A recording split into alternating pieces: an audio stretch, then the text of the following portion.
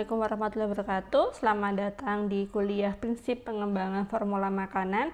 Ini merupakan mata kuliah baru yang akan kita pelajari di semester 5. Di mata kuliah ini yang akan dibahas diantaranya terkait dengan konsep pengembangan formula makanan, kemudian ada fortifikasi, fermentasi, dan pengawas fungsional. Selanjutnya ada penilaian formula dan pengawasan formula makanan, dan yang terakhir adalah pengembangan atau modifikasi resep menjadi formula. Di kontrak kuliah, jadi mata kuliah ini terdiri dari 3 SKS, ada 1 SKS kuliah dan 2 SKS praktikum.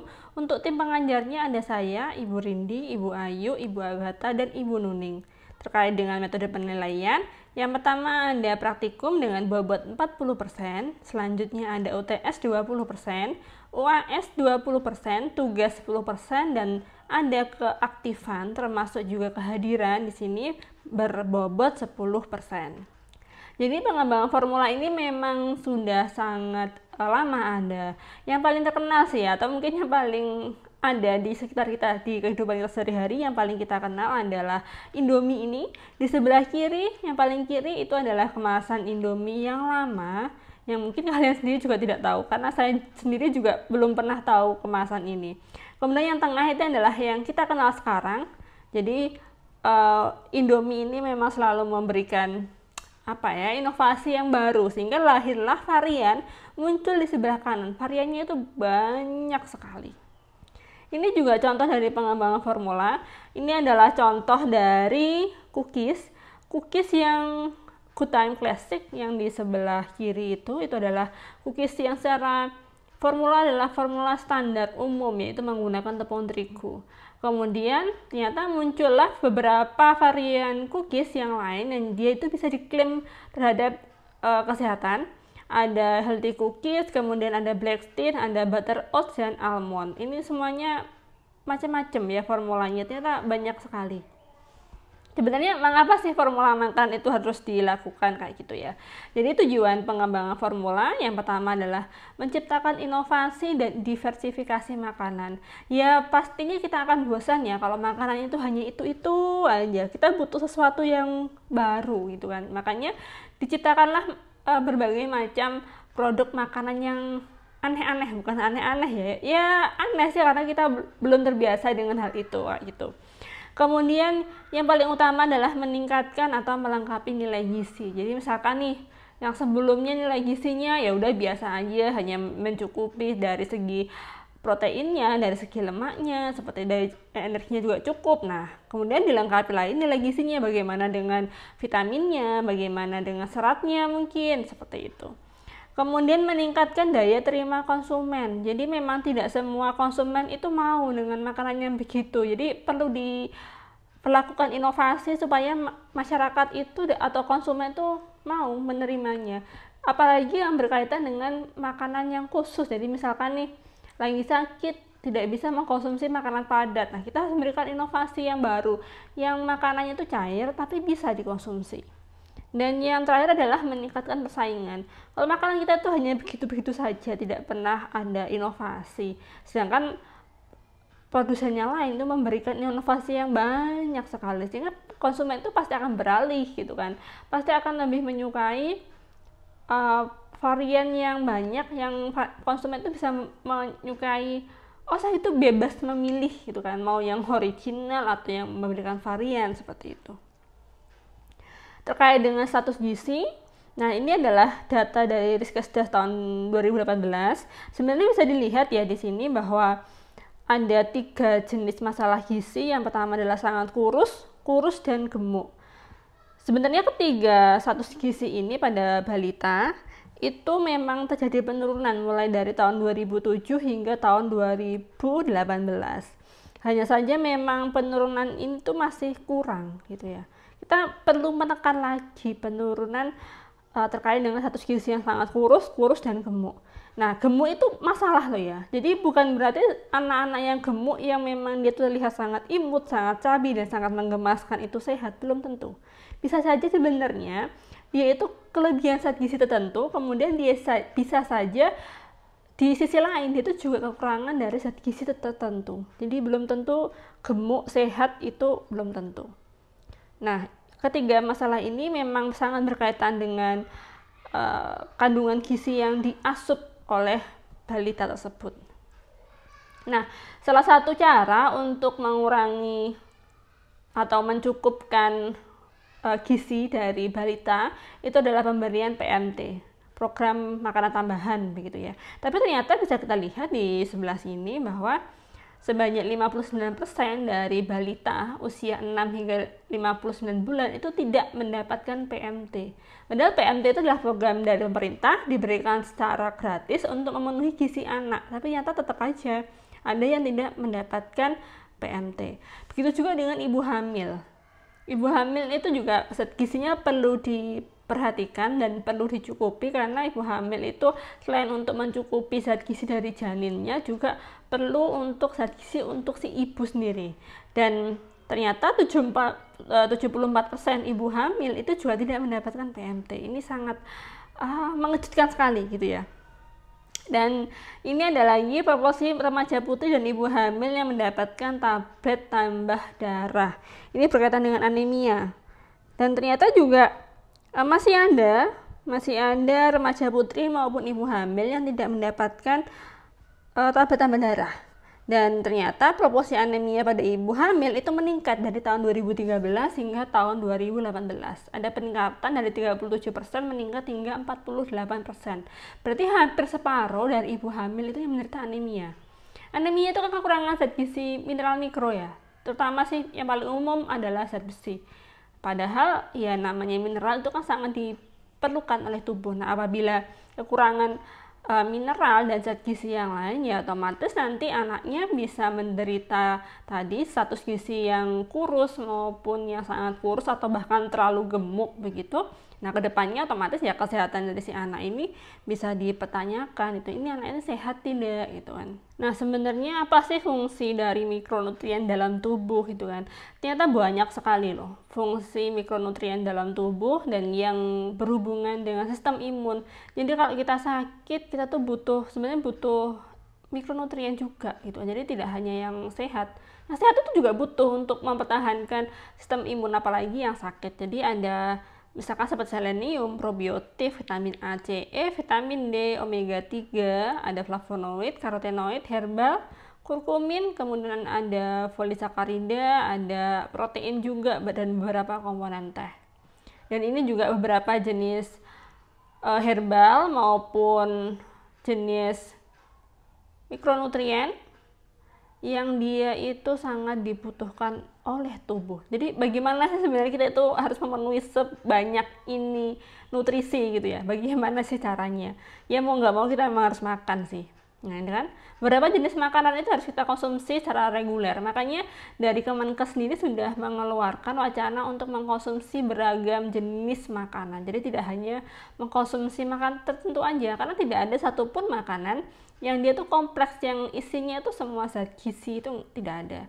Jadi kita perlu mengkonsumsi misalkan seperti produk fermentasi untuk mendapatkan probiotiknya, kemudian kita perlu makanan yang herbal atau mungkin akar-akaran terkait dengan imunitas, kemudian ada susu, nah karena kita butuh vitamin D-nya, kita juga butuh ikan, daging untuk peptida, asam amino, protein seperti itu dan lainnya. Kita tuh butuh semua makanan.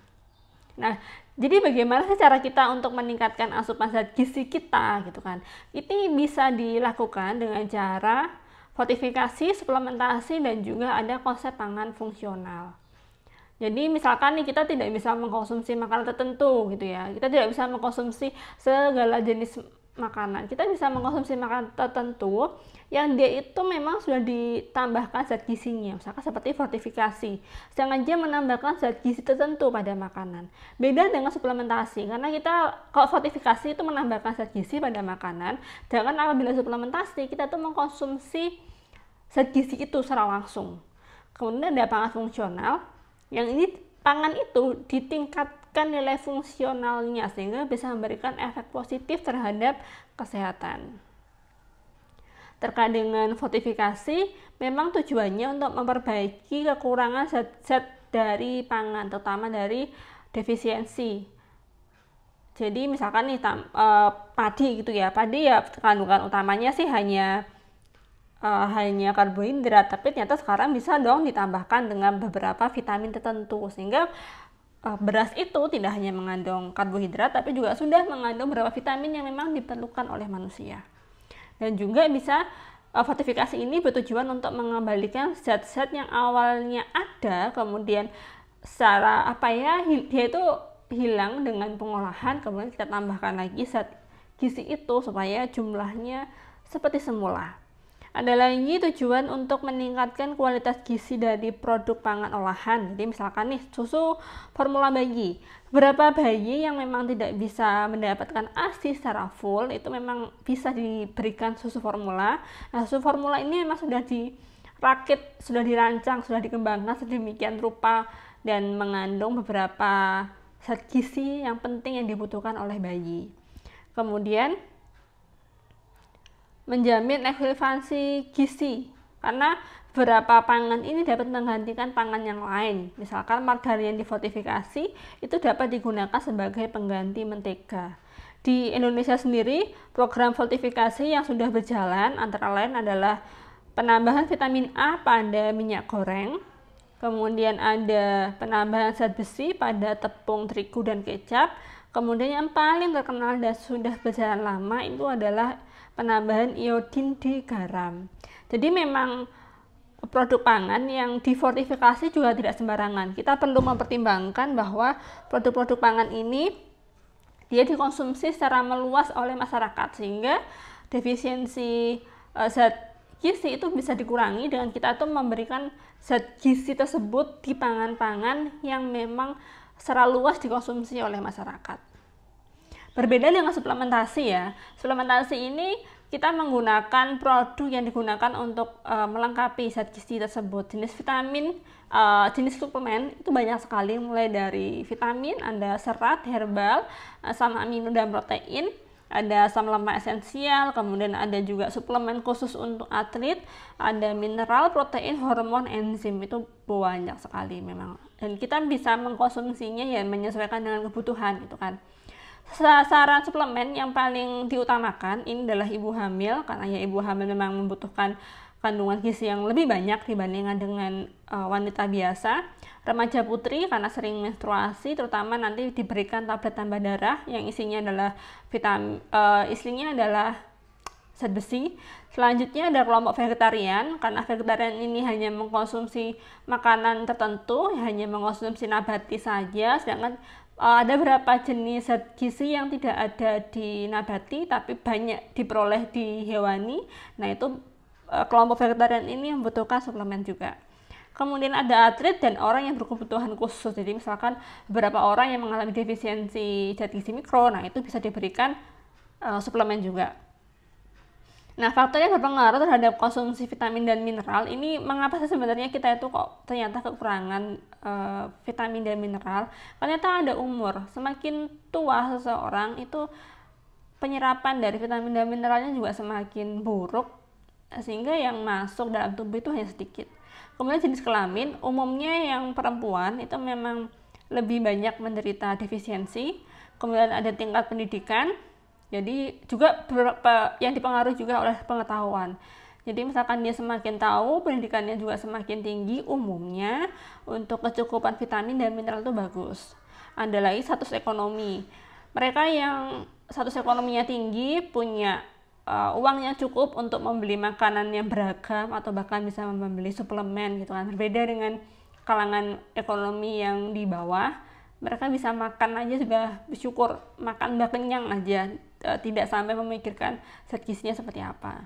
Kemudian ada aktivitas fisik yang banyak bergerak, seperti mungkin atlet atau mungkin pekerjaannya yang membutuhkan banyak bergerak, itu pastinya membutuhkan vitamin dan mineral yang jauh lebih banyak.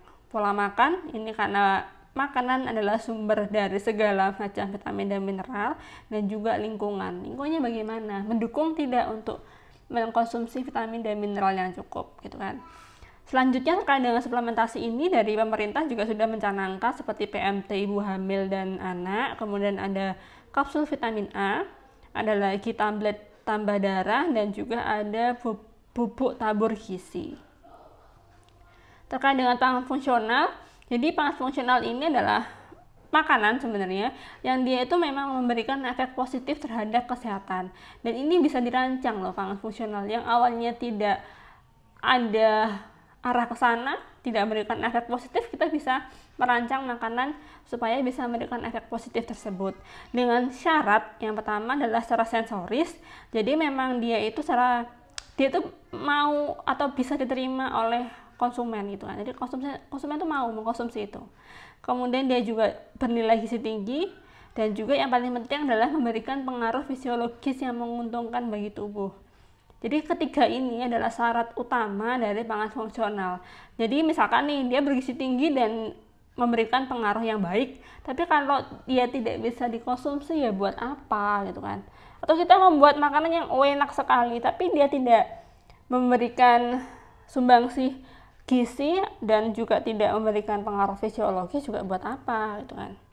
Nah, terkait dengan fungsi fisiologis ini yang diharapkan dari pangan fungsional antara lain adalah mencegah dari timbulnya penyakit, jelas ya, meningkatkan daya tahan tubuh atau imunitas. Kemudian ada lagi regulasi kondisi ritmik fisik, jadi supaya tetap bisa beraktivitas dengan baik, memperlambat proses penuaan, dan juga menyehatkan kembali misalkan habis sakit. Nah, beberapa bahan yang bersifat fungsional dan ini umumnya ada di makanan adalah serat, kemudian ada antioksidan. Antioksidan ini sebenarnya adalah efek antioksidan.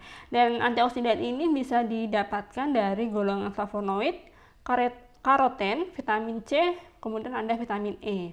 Kemudian lemak baik, contohnya adalah omega 3 dan omega 6, kemudian ada prebiotik, probiotik, dan simbiotik.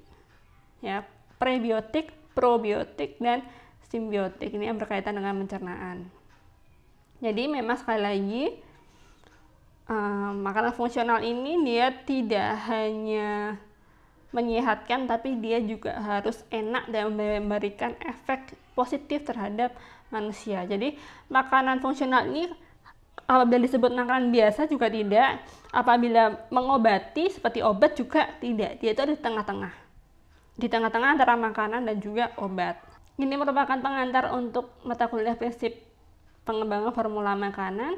Apabila ada pertanyaan bisa ditanyakan di sesi diskusi.